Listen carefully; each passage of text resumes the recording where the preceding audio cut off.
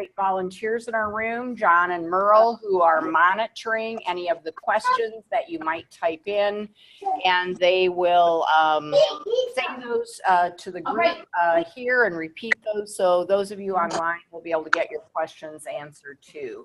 So Katherine, welcome. Well, thank you, Cindy.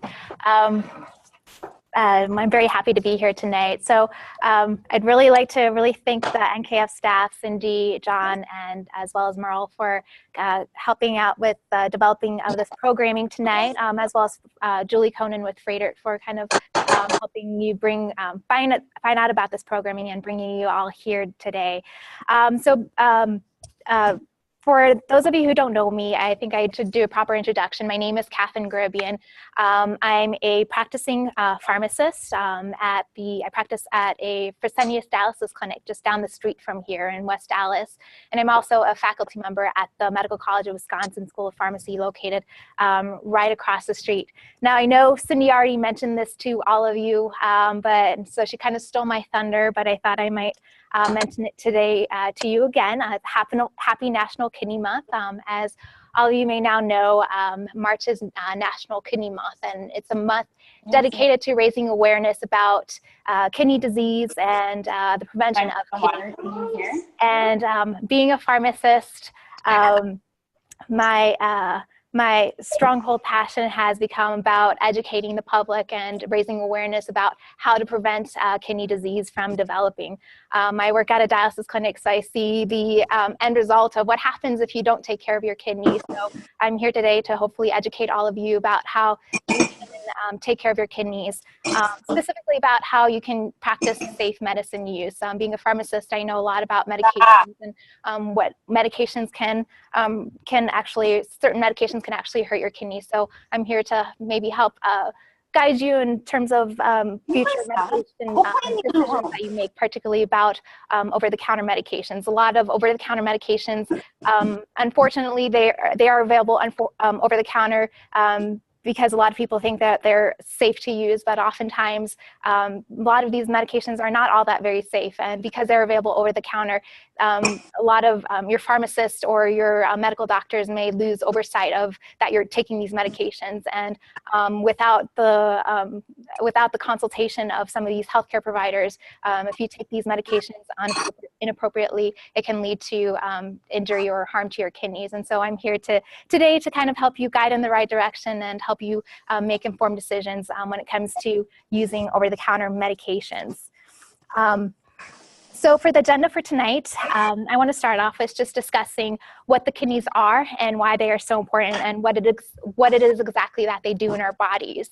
And then I want to go into what happens when kidney function starts to decline, what causes it to decline, and how kidney disease develops. And then I'll dive into over-the-counter pain medications and how they cause kidney disease to develop and what we can do to prevent it from developing. And finally, I'll just end with just a short comment on safe medication disposal and best and safest way you can go about disposing of medications you no longer need. Finally, I'll leave some time at the end for a Q&A session. But I also welcome you to ask me questions anytime throughout the presentation. I like to make this a little bit more interactive. So please feel free to ask any questions at any time. Okay, so I guess we'll start with the basics here. What are the kidneys? The kidneys are much like the heart and lungs are organs in our bodies.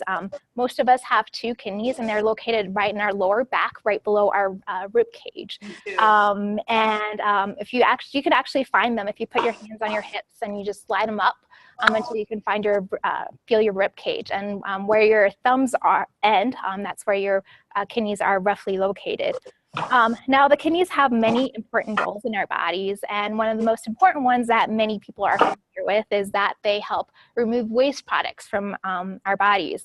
So you can think of your bodies as sort of like a big bag of chemical reactions. There's chemical reactions going on 24 hours a day, and these chemical reactions help break down the food that you eat, for example, and break them down into really small particles that your body can then use for energy and to help keep your cells alive. But your cells can't really take in everything or use everything that is created when these chemical reactions happen. And so that's where your kidneys come in, and they really help remove any extra waste or anything that's not usable by the cells and remove it from the body. And your kidneys can actually really are really good detectors. They really tell what is not needed and what is needed, and so they really help maintain a balance of products in your body and remove the unhealthy ones. The kidneys also help manage the amount of fluid in your body. So I can see a lady in the back drinking a bottle of water. So if we didn't have our kidneys to remove any excess fluid in our bodies, we'd swell up like a balloon. So our kidneys really help balance the amount of fluid that remains in our bodies. And we all need to consume water because it's an essential component of our cells in our body. And so the kidneys help play an important role in helping maintain this balance with fluids. One thing that a lot of people don't realize the kidneys do is that they actually help produce some hormones. One of the hormones that kidneys help produce helps control blood pressure. Hormones are chemical substances in the body that help maintain and guide the interaction of processes in your body. And one of the things that it does is with maintaining blood pressure. So if your blood pressure drops, for example, your kidneys are able to detect this, and they produce a hormone that helps drive up that helps drive this blood pressure back up. The kidneys also produce a hormone that tells the body to make red blood cells. Red blood cells are the oxygen carrying component of your blood. And so oxygen is needed to help keep your cells alive. And so whenever oxygen is not able to reach your cells where they need it, these cells begin to die. And so what a consequence of this is that people may start, if they're not able to get enough oxygen to where it is needed, they can start feeling fatigued, and this eventually leads to what is called anemia, where enough oxygen is not being able to produce. So the kidneys help manage the red blood cells so you don't develop anemia. The kidneys also produce a hormone that also helps maintain healthy bones. This hormone converts vitamin D from the foods that you eat into its active form. And this active form of vitamin D is what helps you absorb calcium. And we all know that calcium is used to help keep your bones healthy and strong. So the kidneys also play an important role in this. Now, how exactly do the kidneys work? Well, here is a kidney, and as you can see, there are some large blood vessels that lead to some smaller blood vessels that lead to even smaller blood vessels. And they lead into the structure called a nephron. And I don't know if you can see here, but all these small blood vessels lead to this little red blob here, and it's called the glomerulus. It's part of the nephron structure. And this glomerulus is the workhorse or the powerhouse of the kidney.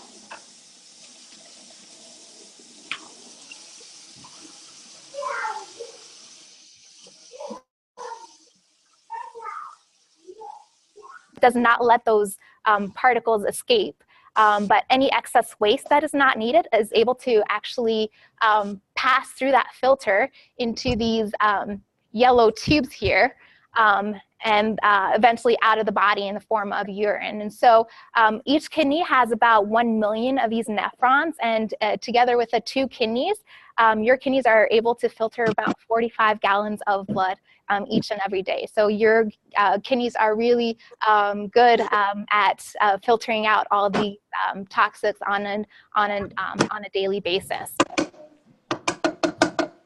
Now, what happens when the kidneys starts to slowly lose their ability to kind of filter out all this important stuff? When this happens, we call this chronic kidney disease starts to develop. Chronic kidney disease often takes many years to progress to advanced stages, and any amount of kidney that is lost is actually lost forever. So once you lose your kidney function, it's gone forever. So it is important to be proactive in how you take care of your kidneys and make sure that you're taking care of it each and every day so that you maintain as much kidney function as possible. Now, in the United States, it is estimated that 26 million adults have chronic kidney disease, and unfortunately, most people with it do not even realize that they have it. There are two tests to figure out if you have chronic kidney disease. One of them is through a urine test, which tests to see if there is any protein in the urine. Remember, protein does not and should not normally cross that glomerulus, that nephron structure that we talked about through that filter. It should stay within the body. If it's passing through through that glomerulus structure that I talked about, it could be a sign of kidney damage and that the kidneys are not functioning properly. Another test that can be done is a blood test, and this is done to check the level of a waste product we call creatinine. And creatinine is something that's produced by, it's a waste product that's produced by your muscles. When you exercise, you actually release a lot of creatinine in your body. With a breakdown of that. And so the important thing about creatinine is that we are able to use this as a marker or something that helps us identify how well your kidneys are functioning. And if we see the creatinine levels in your body rise, that means your body or your kidney is not able to properly remove that creatinine as it's supposed to. And so we'll see this level rise, and this helps us give us an idea about how well your kidneys are functioning. I see a question in the back. Do you have a chart or something for what the different levels of creatinine is? Yes, that's my next slide, so I think you looked ahead. But yes, so I think you're probably referring to this slide here. Since chronic kidney disease is a progressive disease, it takes a long time to develop. We use the creatinine level, which we can translate into a glomerular filtration rate, or a GFR, which tells us exactly how well your kidneys are functioning. This table here shows the 5 stages of chronic kidney disease and the GFR for each stage. So a normal GFR is about 90 or higher. If protein is present in the urine but the GFR is normal, then we say that is stage 1 chronic kidney disease, which is the very first stage.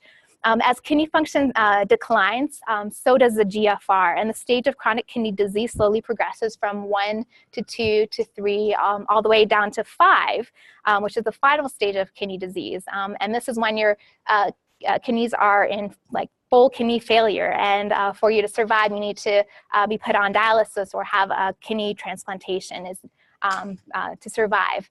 Now, another thing that I should point out here is that as we age, our kidneys start to tire out a little bit. So our GFR naturally begins to decline as we age.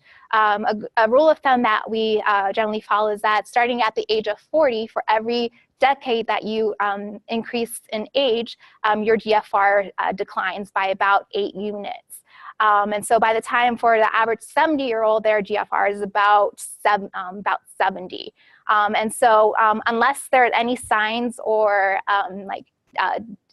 signs of kidney damage, say protein in the urine, this is a normal level. When we get concerned is if it falls below 60, or if it's greater than 60 with any signs of protein in the urine or other signs of kidney damage. Now, what causes chronic kidney disease and who is at risk? Well, the biggest causes are diabetes and high blood pressure. And so if anybody has any of these conditions, it is important to keep these conditions well controlled, as these are the number 1 and the number 2 causes of kidney disease. These conditions damage the nephrons, the tubules that I mentioned to you earlier. And so it's highly important to keep those conditions under control. And there are some other conditions. Kidney stones can also lead to kidney damage. Then being a pharmacist, the last one here is the one that I'm most concerned about, is medications. Over-the-counter pain medicines are one of the biggest culprits in this category. Now, before I move on, I'd like to stop and, yes? I was just wondering, this diabetes, what about someone taking gabapentin? So the question was for somebody with diabetes, if they're taking gabapentin, as long as the diabetes is controlled, the gabapentin should not interfere. The biggest thing is with uncontrolled diabetes. If their blood sugar is not well controlled, or if their A1C is not meeting target, then that increases the risk of developing harm to the kidneys. Mm-hmm. Correct. Can you clarify how kidney stones? Sure. So the question was how kidney stones damage the kidney. So kidney stones, what they do is they end up blocking the ability for urine to pass through. And so when you have these kidney stones blocking the urine from passing through, then you have a pressure build up, and that pressure builds back up to the kidneys where the nephrons are. And so if enough pressure builds up into the nephrons, that can cause damage or injury to those to the kidneys there.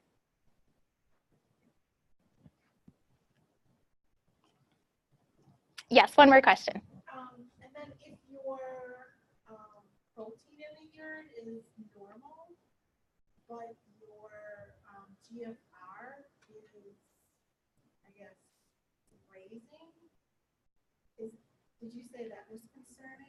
Or do you always have to have protein in the urine? So the protein in the urine is only a concern. You need to look at both, like the protein in the urine as well as the GFR. If the GFR is greater than 90, but if you have protein in your urine, that could be a sign of kidney disease. As your GFR starts to decline and you have protein damage, that's a bigger sign that there's it raises bigger eyebrows that there's some damage going on to the kidneys, and some intervention would need to be made at that point. Any other questions? All right. Now before I go on, like to stop and I guess take a quick poll about just over-the-counter pain medicines. I have up on the screen 4 types of the over-counter pain medicines that you can find here in the US. There's ibuprofen, which goes by brand name Advil or Motrin. There's naproxen, which goes by brand name Aleve. There's aspirin, which I should have an asterisk up on there. This is the pain relieving strength of aspirin. So this is 325 milligrams of aspirin. And then there's also acetaminophen. So I like to take a poll by a show of hands. How many of you have at least one of these products sitting in your medicine cabinet at home? Okay, quite a few of you. How many of you have used these products on a regular basis for pain? Okay, a couple of you. Which ones may I ask? Naproxen. Naproxen and aspirin. Okay. Now, here's a harder question. How many of you know which of these 4 products can affect the health of your kidneys? Yes. Which ones? Aspirin. So I heard aspirin. Okay. So there's actually 3 of them. These 3 medicines are known as NSAIDs. So ibuprofen, naproxen, and aspirin are all NSAIDs, which, if used inappropriately, can cause some injury to your kidneys. And so what exactly are NSAIDs? Well, NSAIDs stand for non-steroidal anti-inflammatory drug. It is a class of pain medicines that not only relieves pain and reduces fever, but they also help reduce swelling and inflammation. So they work really well for muscle aches. But unfortunately, these NSAIDs carry many risks. And one of the biggest risks is harm to the kidneys. And they do this by reducing the amount of blood that actually flows to the kidneys. They clamp down on those blood vessels that I showed you earlier that lead to the nephron where the filter is. And by preventing how much blood goes to that nephron, it causes harm. It causes the cells to die because those cells are not receiving enough oxygen. And so that really causes damage to the kidneys. So if you take NSAIDs on a regular basis, even at a normal dose, it can cause some serious harm. There was a statistic put out by the National Kidney Foundation that found that approximately 5% of new cases of chronic kidney disease are actually caused by these painkillers, by NSAIDs. So this risk is real. And also another important thing to point out here is that this risk is increased for those taking blood pressure medicines. A lot of blood pressure medicines work on those by clamping those blood vessels that lead to the kidneys. And so if you're already clamping down on those blood vessels, and then you take NSAIDs and they clamp on those blood vessels even further, those two actions can really add up and really cause some serious injury and harm. Question in the back. So when you say regular use, I guess in what circumstances have they found that? So the question was in terms of when I say regular use, and what circumstances does it lead to considerable harm? Well, there hasn't been any serious there isn't any serious real concrete value that I can put on that. In that there's just the studies that have been put out is they have found correlation between the use of these effects of the use of the NSAIDs to kidney injury. In terms of doses of medication of the NSAIDs, there hasn't really been anything that I found that I can give you a number on, but chronic use I would classify probably as greater than 10 days. And you really just want to keep it at a minimum and keep the NSAID use as the shortest duration as possible. Yes? If you have diabetes, they usually have high blood pressure and cholesterol, and the doctor is giving you metformin, and he's giving you high blood pressure pills. Correct. Well, you're going to be on it more than 10 days. So now. So I'm talking about, yeah, the pain medicine. So if you're going to be if you're on blood pressure medications, you need to continue taking those blood pressure medications. But you just want to make sure that you don't add on these NSAIDs to your blood medications, because that can cause serious injury or harm. Okay, is there any amount of years of being on these medications that it can affect you, or that's irrelevant?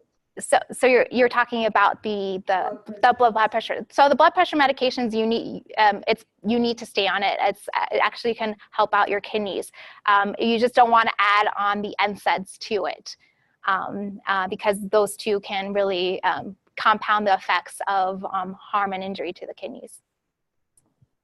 And so a lot of times you may see medical doctors or pharmacists recommend that in those cases you take something like acetaminophen, which is not an NSAID, it's a Tylenol, goes by brand name Tylenol, simply for that matter, because it doesn't interact with any of the with the pain or with the blood pressure medications. More questions? Yes, I'll start down here. My husband is on the naproxen sodium, 500 milligrams. He's been on it steady because he has this. Mm-hmm. He has to have it replaced, so he has to wait before they will do the surgery. If he were to get off the naproxen, is there something else that he could take that would be safer? So the safest, the question was, what's for somebody who's taking naproxen, 500 milligrams, what's a safer option? The safest option in terms of protecting the kidneys would be acetaminophen or Tylenol.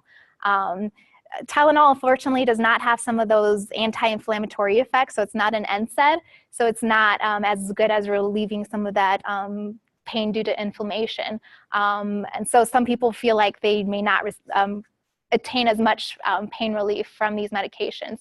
But in terms of keeping your kidneys healthy, acetaminophen is the best option. And I'll run over some topical medications that may be used as well, some creams and ointments that may be beneficial as well. Any other questions? So what you're saying, that acetaminophen is okay.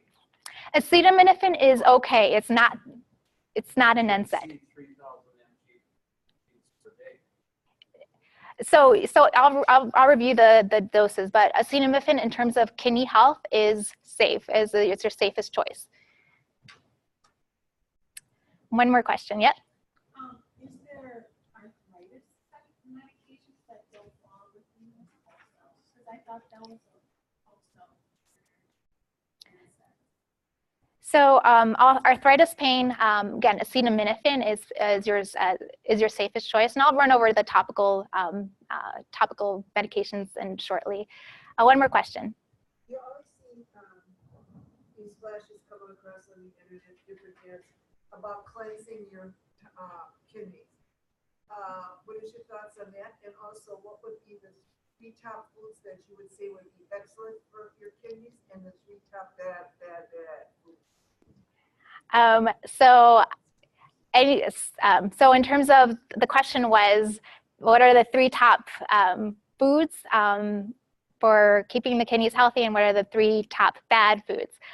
So I would say water, water, water. Keep yourself hydrated. In terms of foods, anything with sodium or salt helps.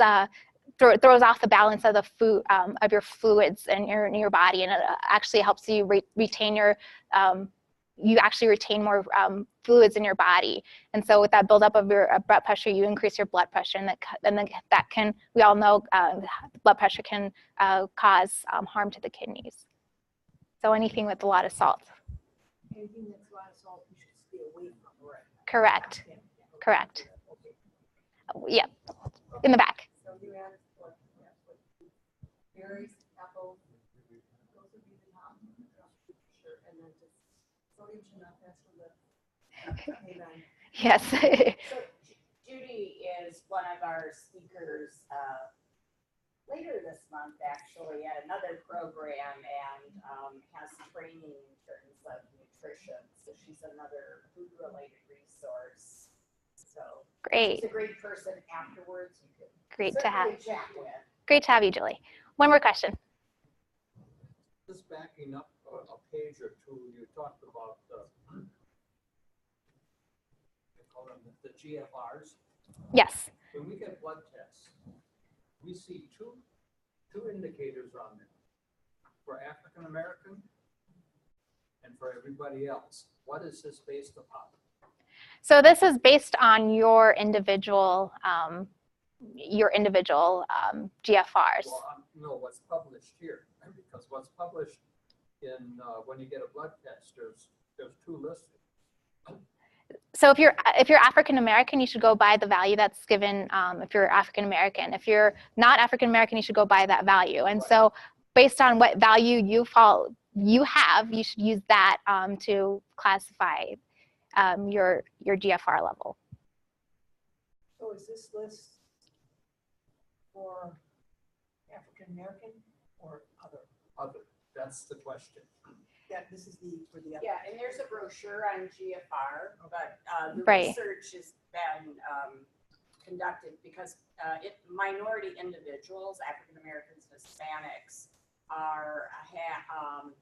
have a higher likelihood of developing chronic kidney disease, and so they found after years and years of research. So this started back in the 1990s, if you will, with all the research. They started to look initially at lab work, and then after they looked at everything, then one of the ways they, I don't want to say sorted, if you will, the research, and they found that African Americans, there was clearly the research to show different values when you looked at all of that. So there's a brochure on the GFR that kind of explains that, but this might help explain it to I'm just looking at my values and I'm looking at my labs, and the normal values for the Afro-American is the same exact as the non-African.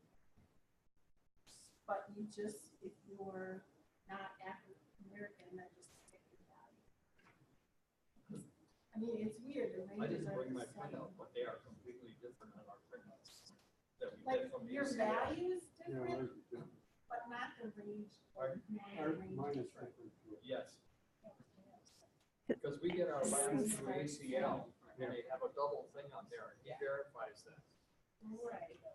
Okay. So this is based upon.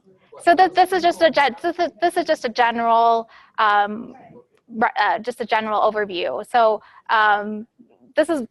this chart applies to most people. So I guess I'm not familiar with the African American their breakdown of how their GFR should be, how their chronic kidney disease is classified. But this is just a general population in large. Okay. So just with going back to talking about NSAIDs, some other, in terms of side effects or serious side effects that we should concern about NSAIDs does not only revolve around just damage to the kidneys, but NSAIDs can also cause other damage such as stomach bleeding or ulcers, and they can also increase your blood pressure as well. So another reason why you should not take NSAIDs if you're on blood pressure medication. With the exception of aspirin, NSAIDs also increase your risk for heart attacks and strokes. So although NSAIDs are available over the counter, you cannot just assume that they're safe. They have a lot of serious toxicities involved with them. And if you're not careful using them, they can cause serious injury or harm. And this picture kind of, I thought, perfectly depicts how an NSAID is. It's a wolf in sheep's clothing. Now, quickly, just by a show of hands, how many of you have ever taken the time to actually read the product label on one of the over-the-counter pain medicines or any over-the-counter products that you've purchased? Okay, I see maybe 2, 3 hands, maybe 4 hands. So not many of you, and that's normal. When you have a label that looks like this with all that tiny print, believe me, I would not want to read it either. But many of us have been using some of these medications, or we may have been using these medications for a long time. So if we have grown accustomed to using these medications, we may assume that they're safe to continue using, but we may not realize that as we get older and we start developing conditions, or if we start taking additional medications, that can really interfere and interact if we don't take the proper precautions. And so we need to make sure that we're paying attention to what's on these labels.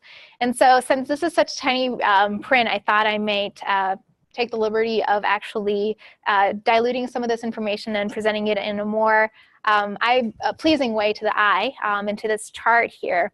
And this chart really helps compare the 4 different pain medicines that we've talked about. So there's ibuprofen, naproxen, aspirin, and acetaminophen.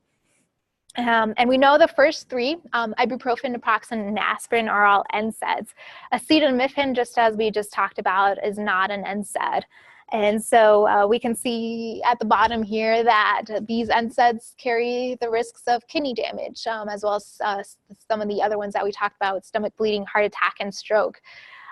This does not mean that acetaminophen is completely safe either. Acetaminophen does not harm the kidneys, but it does, if taken in an excessive dose, it can actually cause liver damage. So I guess you have to pick your pick which one you want to go with. But acetaminophen is also has come under fire in recent years because it hides in a lot of different products. So it hides in a lot of prescription medicines, pain medicines that you may take.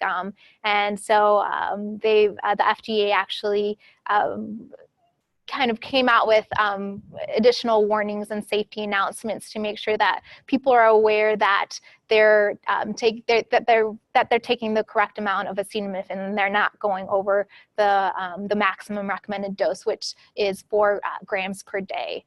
So it's good to count how much acetaminophen you're taking in.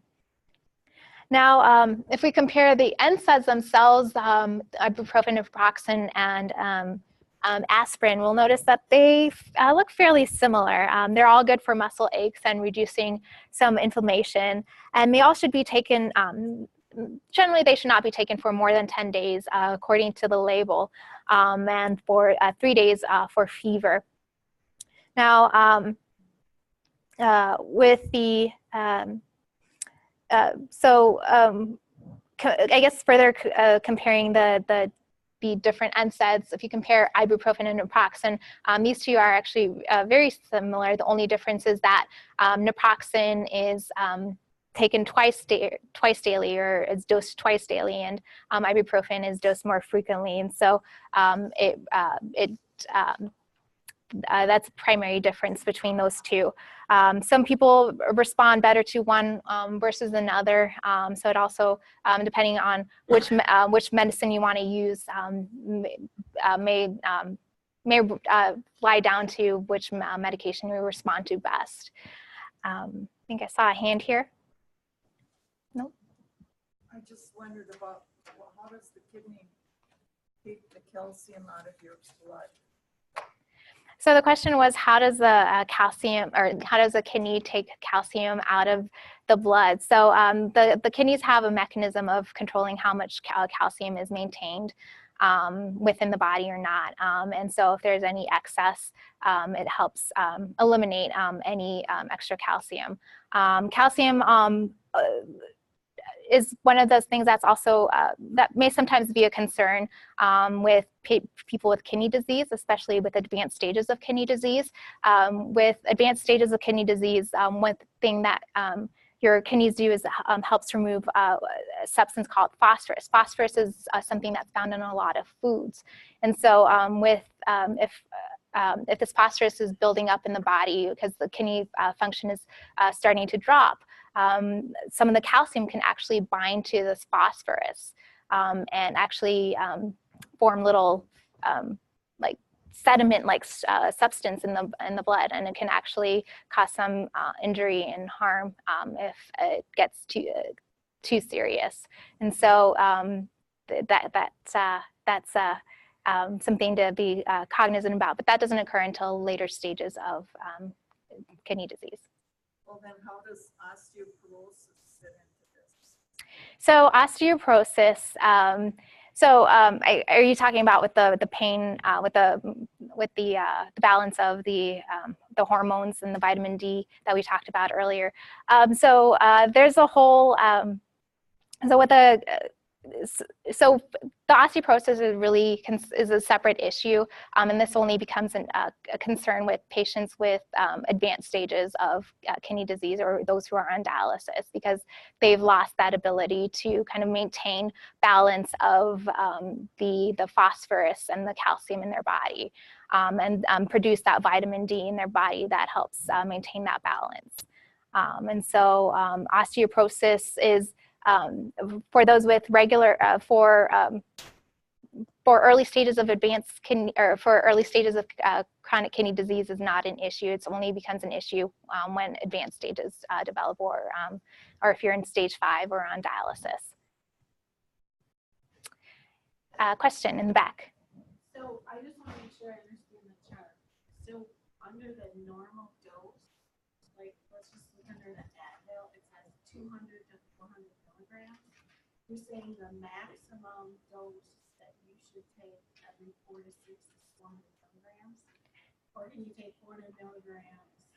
So you can take 400 milligrams every 4 to 6 hours as needed, but you should never exceed that maximum dose in a day. So is the kidney damage through the, like, the reason why I'm asking is I have a daughter who likes to take 4 aspirin at once. she might not exceed the maximum per day, but she's taking more than 1 to 2 tabs. So in terms of the how much you're taking, I would be more concerned about if she's taking it on a chronic basis rather than if she's taking it on a like a single like on a day, or she finds that she has some pain caused by inflammation. It's more of the chronic like taking of these medications that is a bigger concern than single dose. There's actually over-the-counter or prescription strength ibuprofen available that is equivalent to 4 tablets, and that with the 800 milligrams. So that should not be a concern. You just want to make sure that it's not used for a long-term basis for pain. Yes? Would calcium supplements be an overdose for kidneys? Would calcium supplements be an overdose for the kidneys? Not for the kidneys. It's more of a concern for other issues, mainly for the heart, and if it's the kidneys are not functioning properly, then it can also lead to other issues. But in terms of causing kidney damage, the calcium does not directly cause kidney damage. But it can cause kidney stone, so that's where like you have those things you want to be careful, and that's something to be aware of that. Okay, so now what if you can't get enough relief from some of the medications that we talked about, NSAIDs if you're able to take it, or acetaminophen, or if you're that's your pain medicine that you're taking. So what else can you take?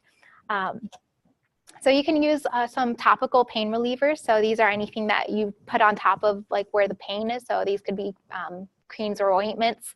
Hot or cold packs, or sometimes a combination of the two, can also provide some pain relief.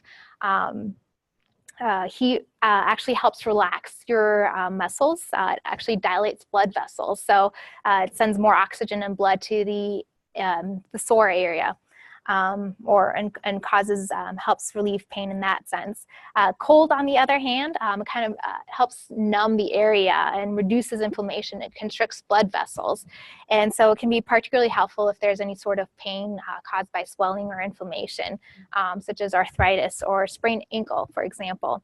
One of the nice things with these hot or cold packs or patches is that you actually don't have to buy any of these products. You can actually do with things you have at home. So if you need to make an ice pack, for example, you can easily find things in your freezer, dump some ice in a bag with some water and use that as an ice pack.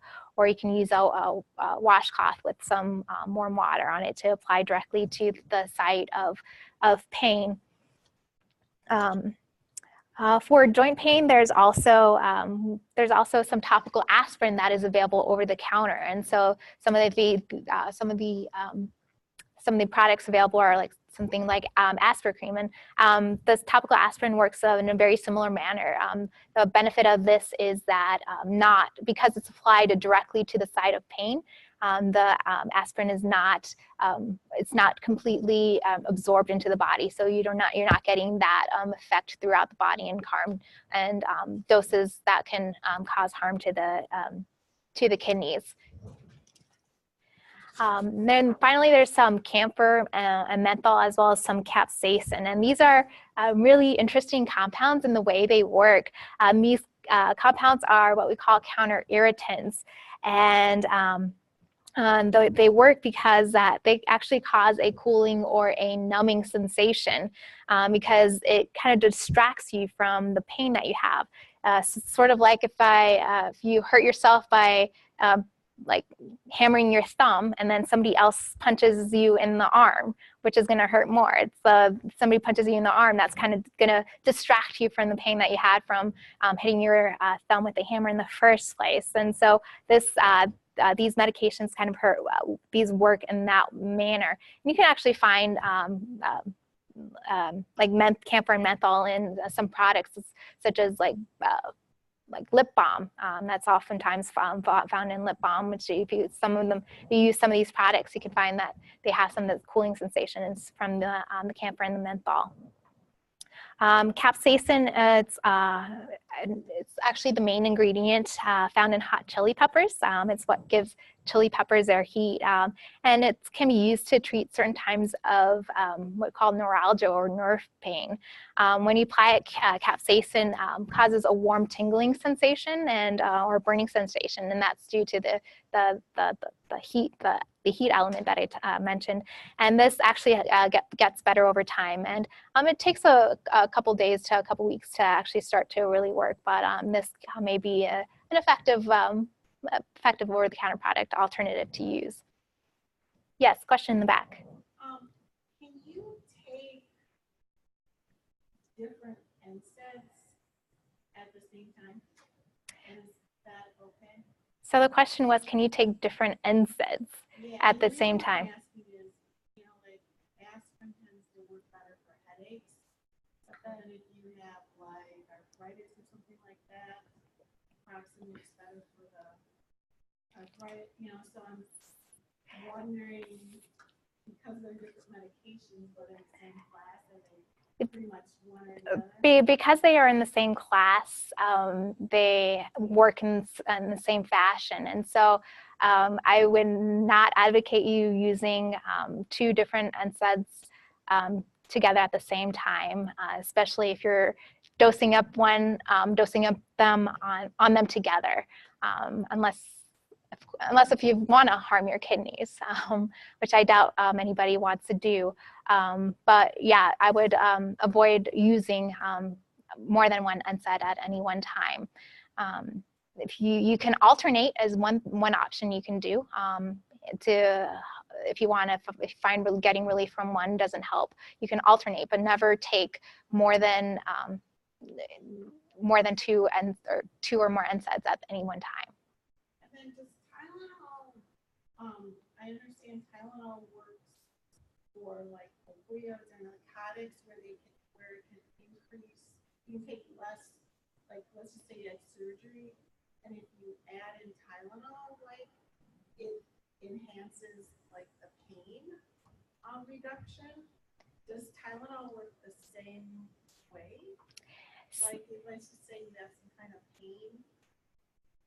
So the question was regarding Tylenol and how it affects the pain, since there are a lot of some prescription medications have both opioids and Tylenol in them, and they kind of help counterbalance it. So the main reason why these prescription medications have or Tylenol in them is because they help reduce the amount of opioid dose that is given, and the opioids and the Tylenol work by different mechanisms. And so Tylenol helps relieve certain pain under one mechanism, and the opioids help relieve pain under a different mechanism. And so when you give them both of these together, because they're from different classes of medications, you can get same amount of pain relief or similar amount of pain relief while reducing the dose or how much of each medication is given. And that's one option you can do with Tylenol and NSAIDs. If you find that you do not receive enough pain relief with Tylenol alone, an option is for you to alternate Tylenol with an NSAID. And so you're not taking as much NSAIDs, you're not taking out as much as you would be if you're taking only an NSAID, and just switch, alternate. Take one dose Tylenol, and then 6 hours later or however long later, take an NSAID. And just alternate back and forth. You just want to be careful that you, because you're alternating back and forth, you increase the chance of maybe forgetting or making some mistake in terms of what doses you're making. But this is an option available if if Tylenol alone is truly not enough of a pain relief for you.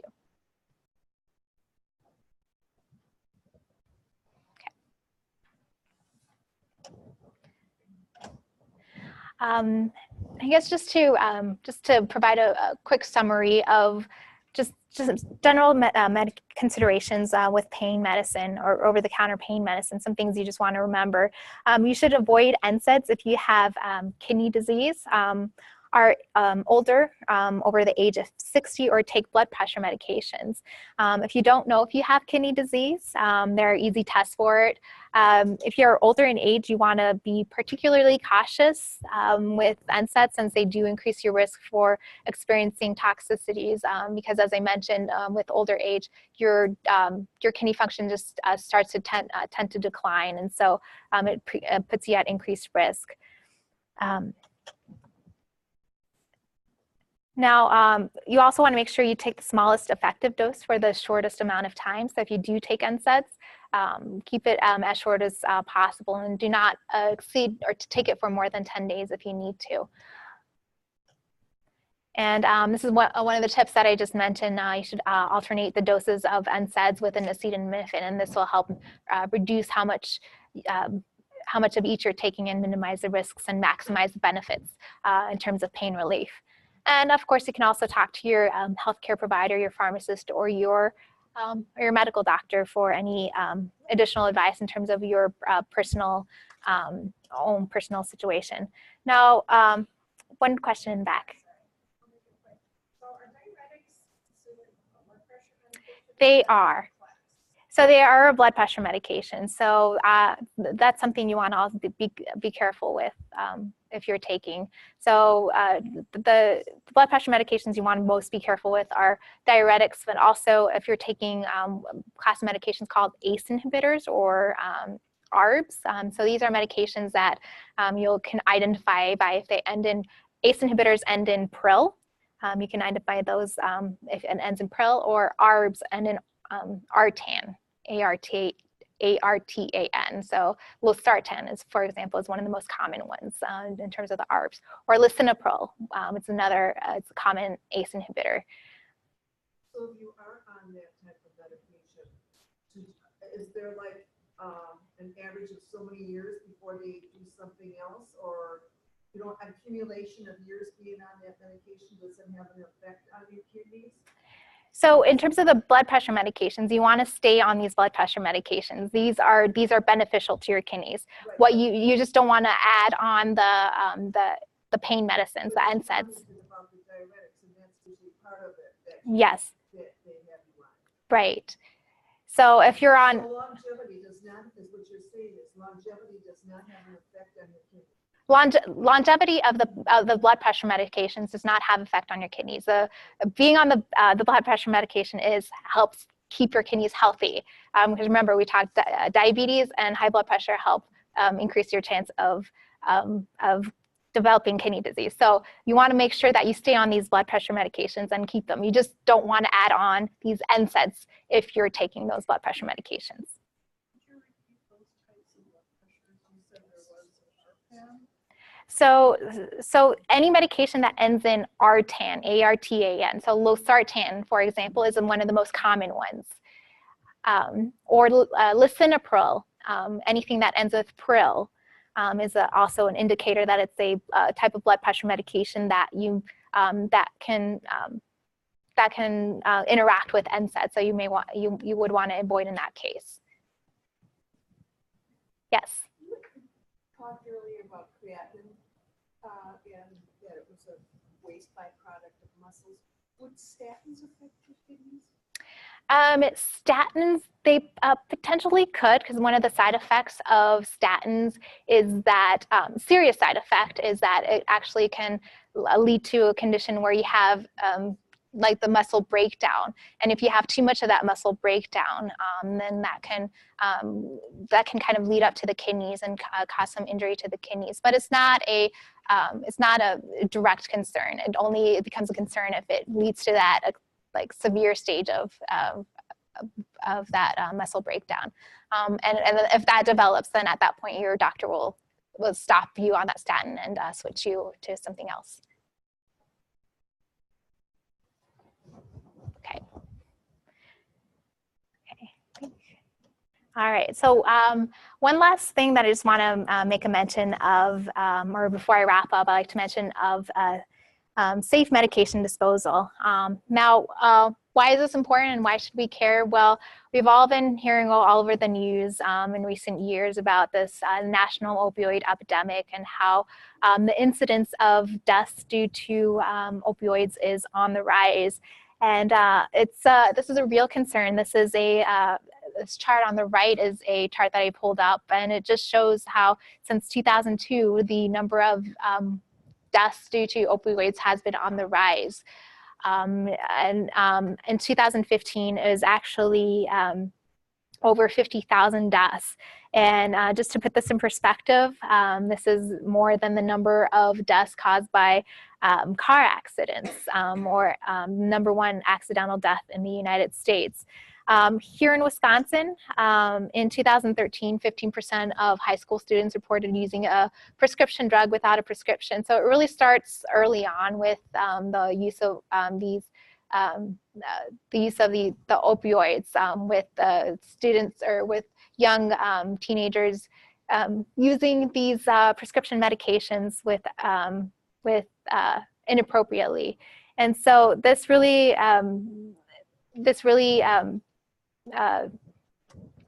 we just with these statistics, we just really need to be mindful about how we store medications, and that we especially if we have young children at home or teenagers, grandchildren at home, we want to make sure that we keep our medications in a safe place, in a locked place, so that they're not easily accessible, since this is oftentimes the illicit use of these prescription medications starts with medications that are readily available at home.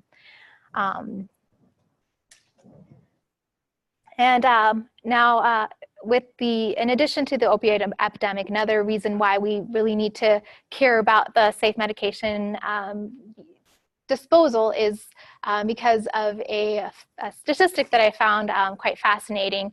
It was in a report published out in 2008 by the Associated Press.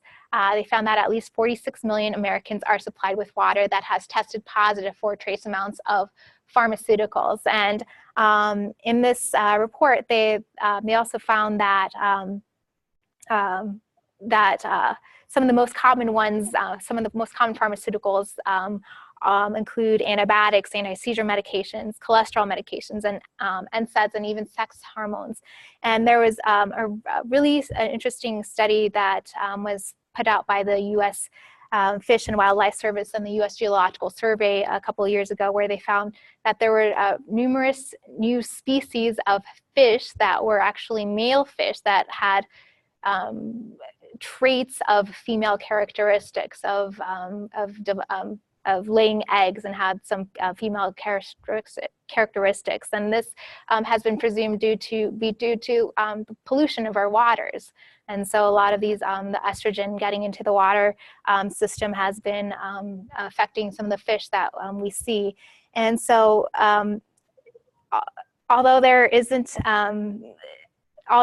any direct evidence linking the two, it does cause us some concern, as a lot of the waters that have been tested across the U.S. have tested positive for various contaminants. Here in Milwaukee, the one contaminant that was found positive was nicotine. So although we do not have estrogen in our waterways, we do have some other substances that we may want to just be wary about, and just not assume that the water that we have here is entirely safe. And so one thing that we can do to make sure that our waters stay safe and that they do not continue to accumulate pollution is by properly disposing of these medications and properly storing them. So we never want to flush or drain any medication down the drain. So if you have any medications in your medicine cabinet that you're not using, do not flush them down the drain. There are proper ways, better ways to dispose of your medications. And there best ways for you to do are to take your medications back to either to your local pharmacy or a local police department, that they will readily provide you with instructions on how to properly dispose of the medications. There are also drug take-back events that are hosted by the Department of Justice. And so the next drug take back event is held on April 28th. And if you visit the site, you'll find a location near you, usually at a pharmacy or at a police department near you, that will have a location where you can just drop off any medications that you're not using. And so they'll properly dispose of it for you. I know we're a little over time here, but I'd like to just end with, if you have some more information, I think I see some of you reading through some of those pamphlets that are published by the National Kidney Foundation. Please, you're more than, this might provide you with some more detailed information. Or you can also contact the National Kidney Foundation for more information, and there's plenty more information on the website as well. At this point, I'll be happy to take any additional questions you may have. Other than that, I'd like to all thank you for coming and listening to me tonight.